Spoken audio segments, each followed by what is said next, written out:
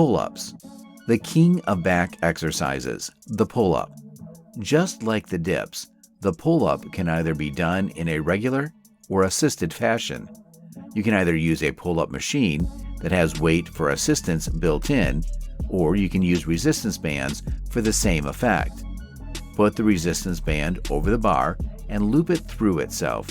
Tighten it up so it doesn't move. You can either fully extend the leg and put the band on the foot, or bend the knee and place the band there.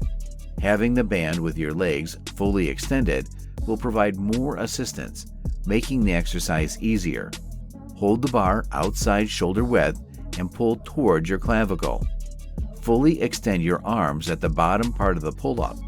Then start again. Don't shrug your shoulders at the top.